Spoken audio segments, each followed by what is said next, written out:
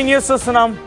పెళ్లి అనే దానికి అర్థం లేకుండా పోయింది. భార్యాభర్తల సంబంధానికి కనీసం ఏమాత్రమైన గౌరవం లేకుండా పోయింది. పెళ్ళై పిల్లలున్నా సరే భర్తల్ని వదిలేసి రంకుమొగులతో పరారవుతున్నారు భార్యలు. ఆ రకంగానే భర్తలు కూడా చేస్తున్నారు. భార్య ఉన్నా సరే పిల్లల్ని భార్యని వదిలేసి ఇంకో మహిళతో అక్రమ సంబంధం పెట్టుకొని వేరే ఒక చోట రెండో ఇంటికి కూడా ప్లాన్ చేస్తూ ఉన్నారు. ఎంత దుర్మార్గంగా మారిపోయిందంటే పరిస్థితి చాలా దారుణంగా జరుగుతూ ఉన్నాయి.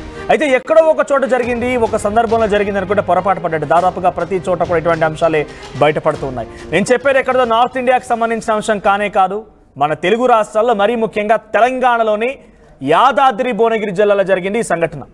రవి అనేటువంటి ఒక వ్యక్తికి 15 ఏళ్ల క్రితం పెళ్ళయింది. తన భార్య చాలా సాఫీగానే ఉంది, సంసారం సాఫీగా జరుగుతోంది. భార్యాభర్తలు ఇద్దరి మధ్య అండర్స్టాండింగ్ ఉంది. సో 4 పిల్లలు కూడా పుట్టారు. కానీ అంతలోనే ఏమైందో ఏమో తెలియదు, కానీ రవి మిత్రుడైనటువంటి శంకర్, రవి చాలా క్లోజ్ అంట, క్లాస్మేట్ అయినటువంటి శంకర్తో భార్య వివాహిత సంబంధం మొదలుపెట్టింది.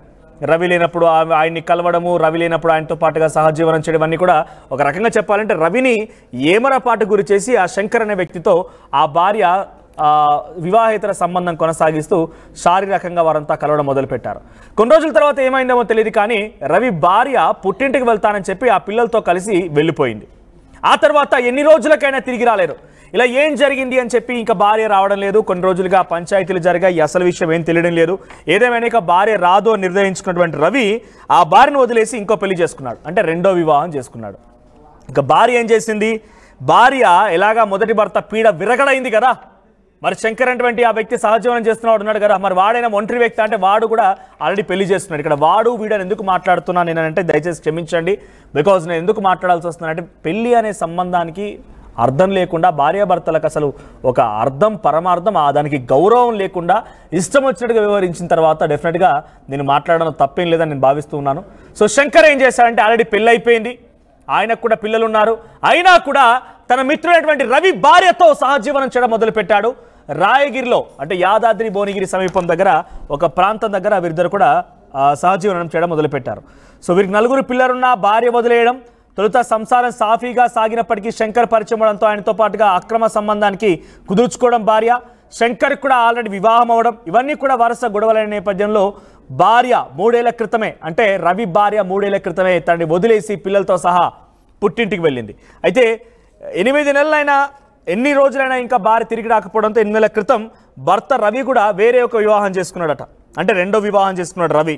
దీంతో అక్కడి నుంచి ఇక తనకి లైన్ క్లియర్ అయిపోయింది, శంకర్తో తనని సాఫీగా సాగించవచ్చు, ఎటువంటి వివాహం లేకుండానే సహజీవనం కొనసాగించవచ్చు అని చెప్పి భార్య భావించింది, అంటే రవి మొదటి భార్య. సో దీంతో ఏమైపోయింది, యాదాద్రి భువనగిరి జిల్లా రాయగిరి మకాం మార్చింది. అక్కడ పిల్లలతో ఉంటూ తరచుగా శంకర్ వస్తూ ఉండేవాడు, సహజీవనం కొనసాగిస్తూ ఉంది. శంకర్తో పాటుగా చాలా చక్కగా ఎంజాయ్ చేస్తోంది ఆ భార్య. ఎంజాయ్ అంటే నా పదం సహజీవనం చేస్తోంది. సో ఎలాగైనా ఇద్దరిని హత్య చేయాలని చెప్పి రవి మొదటి నుంచి భావించాడు. తనని మోసగించి తన భార్య పిల్లల్ని తీసుకెళ్లి వేరే ఒక చోట మకాం మార్చి తన స్నేహితుడైనటువంటి శంకర్తో అక్రమ సంబంధం కొనసాగిస్తూ ఈ రకంగా ఉంటుందని చెప్పి పక్కాగా రవి తెలుసుకున్నాడు. దీంతో రవి ఒక రోజున తన ఇంటి పక్కనే రెంట్కి ఉండేందుకు ఆలోచన చేసి ఒక ప్లాన్ వేసి రెంట్కి ఉండడం కోసం అని చెప్పి అందరినీ అడుగుతూ తన రెండో భార్యతో అక్కడ తన మొదటి భార్య అండ్ శంకర్ ఉండేటువంటి నివాసం దగ్గరికి చేరుకున్నాడు, రెక్కి నిర్వహించాడు. అయితే వారిద్దరు కలిసి ఉంటున్న విషయం తెలుసుకున్నాడు. దీంతో పక్కాగా స్కెచ్ వేసి తన రెండో భార్యతో కలిసి మొదటి భార్య తన సహజీవనం చేసినటువంటి వ్యక్తి శంకర్తో కలిసి ఉండగా ఇంట్లోకి చొరబడి గొడ్డలితో కాళ్ళను నరికేశాడు. కాళ్లకు చాలా తీవ్రంగా గాయాలయ్యాయి. దీంతో ప్రాణాలు కాపాడుకునేందుకు శంకర్ అక్కడి నుంచి పరుగులు పెట్టాడు, ప్రాణాలని కాపాడుకున్నాడు. ఒక్కసారి ఆ భార్య అంటే రవి మొదటి భార్య ఏం మాట్లాడిందో చూద్దాం. ఇప్పుడు గాయాల పాలైపోయి ఆసుపత్రి బెడ్ పైన కూర్చొని తను మాట్లాడుకొచ్చింది, ఏం మాట్లాడుతుందో చూద్దాం.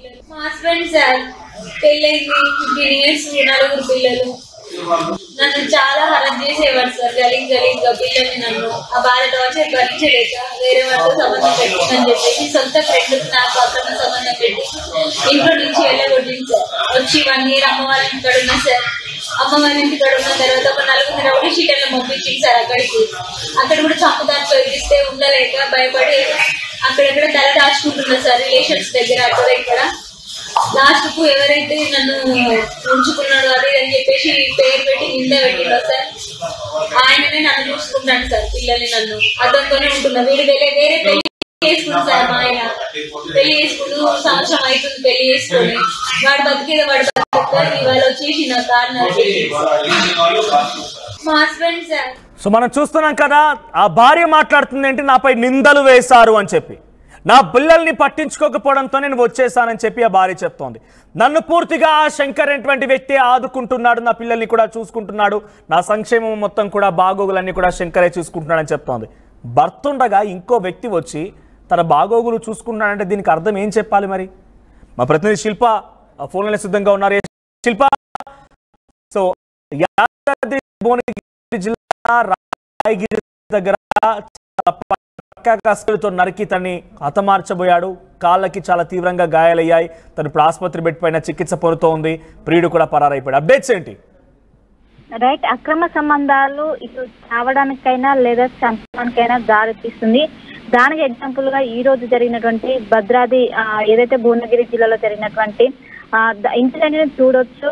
15 ఏళ్ల క్రితం రాయగిరికి చెందినటువంటి లావణ్య రవికి మ్యారేజ్ అయింది. మొదట్లో బాగానే ఉన్నారు. అనంతరం పిల్లలు కూడా వాళ్ళకు పుట్టారు. రాను రాను వాళ్ళిద్దరి మధ్యలో కూడా మనస్పార్థలు అనేటివి వచ్చాయి. అటు లావణ్య జీవితంలో కావచ్చు, ఇటు రవి జీవితంలో కావచ్చు థర్డ్ పర్సన్ ఎంటర్ అయ్యారు. ఇటు మనస్పార్థలు మొదలయ్యాయి. దీంతో మేము కలిసి ఉండలేమంటూ కూడా ఇద్దరు కూడా సపరేట్ గా దీవిస్తున్నారు. ఇటు పిల్లలు లావణ్యతోనే ఉండి వాళ్ళందరూ కూడా జీవనం కొనసాగిస్తున్నారు. ఈ తరుణంలోనే రవి ఇంకోవైపు రెండో పెళ్లి చేసుకున్నారు. ఈ అమ్మాయి రాదని కూడా ఇంకో పెళ్లి చేసుకున్నారు. ఇంకోవైపు లావణ్య కూడా రవి ఫ్రెండ్ అయినటువంటి శంకర్ తోని మొదటి నుండి కూడా సాన్నిహిత్యంగా ఉంటుంది. సో తనతోని మొదటి నుండి కూడా కొంచెం ఎఫ్ఐఆర్ నడిపిస్తున్నట్టు కూడా ఇప్పటికే ఒకవైపు చెప్తున్నారు. ఆయన లావణ్య ఈ రవితో లావణ్య ఉన్నారు. సో ఈ నేపథ్యంలోనే అదే విధంగా శంకర్ వాళ్ళు కలిసి ఉంటున్నారు. దాన్ని ఒకవైపు రవి జీర్ణించుకోలేదు, వాళ్ళు కలిసి ఉంటున్నారని తెలుసుకున్నారు. అనంతరం వాళ్ళు ఉంటున్నటువంటి స్పాట్కి వచ్చారు. స్పాట్కి వచ్చి చూడగానే కూడా ఆయన దీన్ని జీర్ణించుకోలేకపోయారు. ఎందుకంటే ఒకవైపు తన మొదటి భార్య, ఇంకోవైపు తన ఫ్రెండ్ ఇద్దరు కలిసి నన్ను మోసం చేసినట్టు కూడా తను జీర్ణించుకోలేక ఏ విధంగా ఇద్దరిని పక్క చెప్పాలంటూ కూడా తను ఒక కత్తి కూడా వెంట కొడవలు తీసుకుపోయి ఆ టైంలో ఒకవైపు శంకర్ బాత్రూమ్ లో ఉన్నారు. బాత్రూమ్ ఉండగానే ఎవరైతే మొదటి భార్య అయినటువంటి లావణ్య బయట ఉన్నారు. ఆ సమయంలో తనని ఏదైతే కాళ్ళని గొడ్డలతో నరికేసినట్టు కూడా సమాచారం అందుతుంది. సో ఆమె వెంటనే అరుపులు వేయటంతో వెంటనే స్థానికులందరూ కూడా చేరుకొని ఆమెని హాస్పిటల్కి తరలించారు. ఇంకోవైపు ఎవరైతే ఇప్పుడు రవి ఉన్నారో రవిని ప్రస్తుతం పోలీసులు అదుపులో తీసుకున్నారు. సో ఈ ఎంటైర్ ఇష్యూకి మొత్తం కూడా ఈ అక్రమ సంబంధాలే ప్రధాన కారణంగా ఇటు పోలీసులు నిర్ధారణకు వచ్చారు.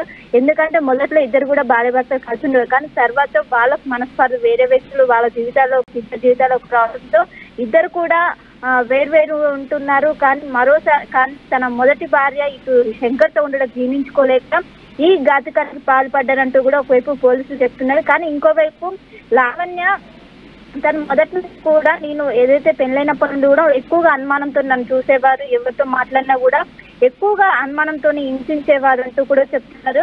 తను వేరే సంవత్సరాల కింద వేరే మ్యారేజ్ చేసుకున్నాక నేను నా జీవితం బతుకుతున్నా. ఈ విధంగా నాకు ఎప్పుడు ఆపద వచ్చినా కూడా శంకర్ ముందుకుంటే ఆయన చేస్తారు. కానీ అలాంటిది శంకర్తో నేను సాహిత్యంగా ఉంటే ఆయనకి ఏమవుతా, ఆయన నన్ను వచ్చి ఎందుకు చేస్తారు ఇదంతా కూడా అసలు ఇప్పుడు నా జీవితంలోకి వచ్చే హక్కు కూడా లేదంటూ కూడా లావణ్య పెద్ద ఎత్తున ప్రశ్నిస్తున్న. ఖచ్చితంగా ఆయనకు ఏదైనా శిక్ష వేయాలంటూ కూడా ప్రస్తుతం అయితే దీనిపైన పోలీసులు కూడా కేసు నమోదు చేసుకున్నారు. అటెంప్ట్ మర్డర్ కింద ప్రస్తుతం కేసు నమోదు చేసుకుని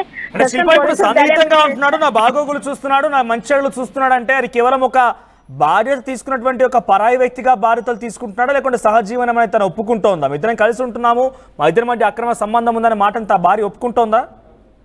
రైట్, ఆమె మాత్రం ఖచ్చితంగా ఇప్పుడు తను వేరే ఆమెను పెళ్లి చేసుకున్నా, తను వేరే జీవితం చేసుకున్నా, నేను ఎవరితో ఉన్నా ఆయనకి ఏం అవసరం అంటూ కూడా తాను అది ఆ క్వశ్చన్ రేట్ చేసుకుంటే ఇక్కడ ఉన్నటువంటి ఎవరైతే లావణ్యకి అదేవిధంగా శంకర్కున్న సంబంధాన్ని మాత్రం తను చెప్పడం లేదు. మొదటి నుండి ఫ్రెండ్ గానే ఉన్నాం, నాకు ఏదైనా కష్టాలు వస్తే నా బాగోగులు చూసుకుంటే అంతే తప్ప నాకు ఆయనకి ఎలాంటి రిలేషన్షిప్ లేదంటూ కూడా ఇటు లావణ్య చెప్తున్నది, ఇప్పుడు నా జీవితంలోకి ఆయన మ్యారేజ్, ఆయన జీవితం ఆయన జీవిస్తున్నాడు, మళ్ళీ నా జీవితంలోకి ఎందుకు రావాలి, నేను ఎవరితో ఉంటే ఆయనకి ఏం సంబంధం అంటూ కూడా పిల్లల్ని కూడా నేనే ప్రస్తుతం నా దగ్గర ఉంటున్న పిల్లల్ని కూడా నేనే పోషిస్తున్నా, అలాంటిది ఇప్పుడు ఆయనకి ఏం అవసరం అంటూ కూడా పెద్ద ఎత్తున దీనిపైన ఖచ్చితంగా కఠినంగా వ్యవహరించాలంటూ కూడా ఒకవైపు చేస్తున్నారు. గత కొన్ని రోజుల నుంచి ఏదైతే పెళ్ళైనప్పటి నుంచి కూడా ఇదే విధంగా ఎవరితో మాట్లాడినా కూడా అనుమానంగా చూసేవారు, ఎవరిని కూడా మాట్లాడనీయకపోయేది.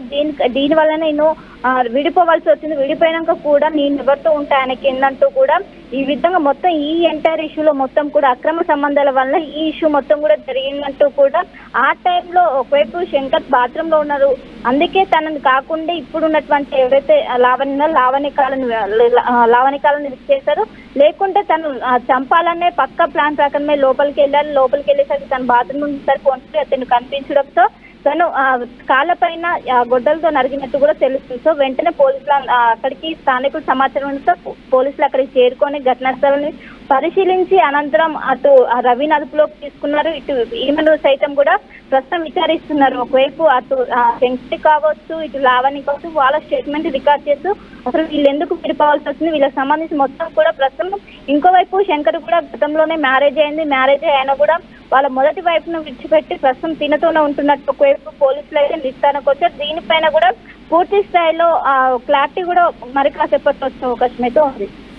థ్యాంక్ యూ శిల్ప. యాదాద్రి భువనగిరి జిల్లాలో దారుణం జరిగింది. తన భార్య తనని వదిలేసి తన ఫ్రెండ్తో పాటుగా కలిసి ఉండడాన్ని చూడలేనటువంటి ఆ భర్త చాలా దారుణంగా ఆ భార్యని హతమార్చాడు. ఏకంగా తమ పిల్లల్ని కూడా వదిలేసింది, తన దగ్గర నుంచి దూరంగా వెళ్ళిపోయింది. ఆ తర్వాత భర్త వేరే ఒక మహిళని పెళ్లి చేసుకున్నాడు. అటువైపుగా ఆ భార్య వివాహితర సంబంధం పెట్టుకున్నటువంటి ఆ వ్యక్తి కూడా పెళ్ళయింది. దీంతో అక్కడి నుంచి మకాం మార్చి యాదాద్రి భువనగిరి జిల్లాలోని రాయగిరి ప్రాంతంలో నివాసం ఉంటోంది. ఆ సమయంలో పక్కాగా స్కెచ్ వేసినటువంటి భర్త, ఆ మూడో వ్యక్తి ఎవరైతే ఉన్నారో ఆ మహిళ వివాహితర సంబంధం కొనసాగిస్తున్నటువంటి ఆ వ్యక్తితో ఒంటరిగా ఆ ఇంట్లో ఉండగా వచ్చి దాడి చేసి ఆ భార్యని ఆయన్ని చంపేయబోయాడు. సో ప్రస్తుతానికి ఆ భార్య కాళ్ళకి చాలా తీవ్రంగా గాయాలై గొడ్డలతో నరికాడు. కాళ్ళకి చాలా తీవ్రంగా గాయాలైపోయి ఆసుపత్రిలో చికిత్స తీసుకుంటోంది. మరోవైపుగా ఆ భర్తకు సంబంధించిన మిత్రుడు శంకర్ పరారులో ఉన్నాడు. సో ప్రస్తుతానికి పారిపోయాడు ప్రాణాలు కాపాడుకోవడానికి. సో శంకర్ ఇప్పుడు రవిని కూడా పోలీసు అదుపులో తీసుకున్నట్టు తెలుస్తోంది. సో ఆ మహిళ మాత్రం నాకు ఎటువంటి సంబంధం లేదు, నేను ఆయనతో కేవలం సన్నిహితంగానే ఉంటున్నాను, నాకు ఎటువంటి నిందలు మోపి నాపై అనవసరంగా అనుమానిస్తున్న భర్త. సో ఆయన వేరే ఒక మహిళని పెళ్లి చేసుకున్న తర్వాత నేను ఏడబోతే తనకి ఏంటంటూ కూడా తన క్వశ్చన్ చేస్తోంది. సో ఒకసారి మళ్ళీ ఆ మహిళ ఏం మాట్లాడిందో చూద్దాం. పెళ్ళైంది, 15 years, 4 పిల్లలు. నన్ను చాలా హరం చేసేవాడు సార్, గలీజ్గా పిల్లల్ని నన్ను ఆ బాధ టార్చర్ భరించలేక వేరే వాళ్ళతో సంబంధం పెట్టుకుందని చెప్పేసి సొంత ఫ్రెండ్ నాకు అక్కడ సంబంధం పెట్టి ఇంట్లో నుంచి వెళ్ళగొట్టింది సార్. వచ్చి 1 year అమ్మ వాళ్ళ ఇంటికాడ ఉన్నా సార్. అమ్మ వాళ్ళ ఇంటికాడ ఉన్న తర్వాత ఒక 4 రౌడీ షీటర్లు పంపించింది సార్ అక్కడికి. అక్కడ కూడా చంపుదాన్ని చదివిస్తే ఉండలేక భయపడి అక్కడెక్కడ తల దాచుకుంటున్నా సార్, రిలేషన్స్ దగ్గర అక్కడ ఇక్కడ.